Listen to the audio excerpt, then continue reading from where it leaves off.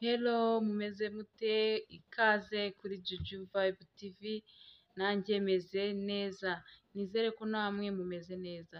So guys, uyu munsi noneho tugiye kuganira ku ngingo ivuga ngo ni iki cyagufashije kubona amashereka vuba ukimara kubyara, cyane cyane nk'abantu baba bazwe, baba bakoreye C-section.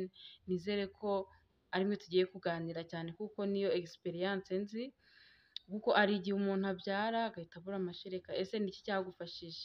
So guys, rero muze tuganire, igitekerezo cyawe gitange muri comment, nanjye reka ngusharinge kuri experience yanjye yuko nabonye amashereka nyuma yo kubagwa. Rero nk'uko nyine nari maze kubibabwira, njyewe rwose nkibyara bwa mbere nabuze amashereka, ndarira ndongera ndarira, ariko nyuma muganga akambwira ati humura biraza kugenda neza, reka kwistressa, amashereka araza kuboneka, umwana mushyire ku ibere, amashereka araza kuboneka, wigira ikibazo.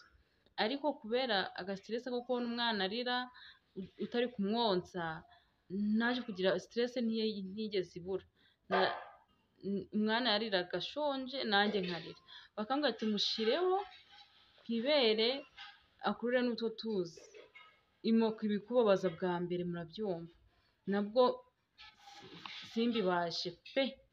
Ariko nyuma muganga abonye byanze, hari umunasi waje kudusura aje kureba uko meze, ahita atugira inama yo gushaka igisura. Babwire ngo ibintu byose twe twagerageje byanze, ariko igisura ndakeka mukizi, cyaje kunkorera umuti. Ubwo nicyo kintu cya mbere nababwira ngo cyankoreye umuti kugira ngo mbone amashereka. Mwewe sinzi wenda ikintu mwakoresheje, ariko njyewe igisura, sinzi niba mukizi, iki murakibona, igisura njyewe nicyo cyamfashije kubona amashereka nkimara kubyara. Ariko nabwo nayabonye nko ku munsi wa gatatu. Urumva umunsi wa mbere nari nkigerageza, umunsi wa kabiri nabwo nkigerageza byanze, noneho kandi badashaka ko umwana amuha amata y'ifu, barambwira ati noneho mushake igisura. Twaragishatse, ngafata ikiyiko kimwe nkashyira mu gikoma, nkavanga neza igisura. Rero ni uko nguko cyamfashije kubona amashereka byihuse nkimara kubyara. Noneho ikindi kintu cyamfashije nabwo kugira ngo amashereka akomeze aboneke, igikoma cy'amasaka yonyine, amasaka y'umutuku, igikoma cy'amasaka y'umutuku, ukongeraho noneho kwirinda stress. Buriya no kwirinda stress bituma utuza, umubiri wawe ugatuza, noneho na za hormone zifasha gukora amashereka nazo zikabona kuyarekura. Niyo mpamvu niba wabyaye utarabona amashereka, wihangayika nk'uko nanjye nahangayitse bwa mbere agatinda kuboneka, ahubwo tuza, wishyiremo umutuzo, umwana umwonse, mushyire ku ibere abashe gukurura, kuko nabyo byaramfashije. Ntiwite kuvuga ngo uri kubabara, oya, uri kubabara ariko n'umwana akeneye konka. Mushyireho, wafata icyo gisura, wafata icyo gikoma cy'amasaka y'umutuku, wafata igikoma cy'uburo, wanywa icyo cyayi, ariko byibuze utuje mu mubiri wawe, wumva utuje.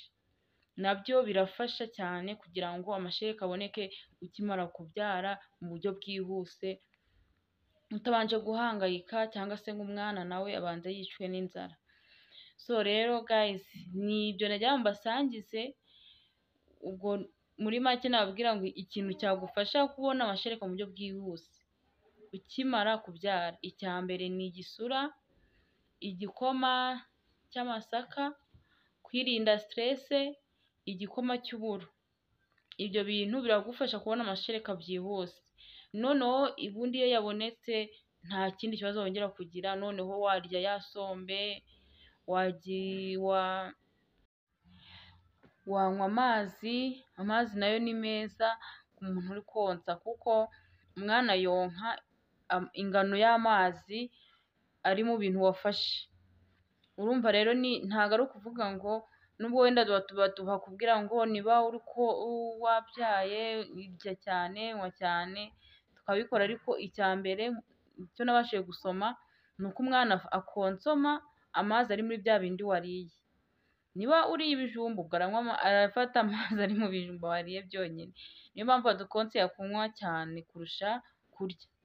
Ubundi uranywa ukanywa icyo gikoma, ukanywa ayo mata, ukanywa amazi cyane, amazi ni meza, noneho ukarya n'iyo sombe byose. So rero guys, nubwo bumenyi nagira ngo mbasangize muri experience yanjye, mwibuke gukora subscribe, like, comment na share, dukomeze tubane kuri Juju Vibe TV. Ciao, turasubira muri video yindi, ndabakunda.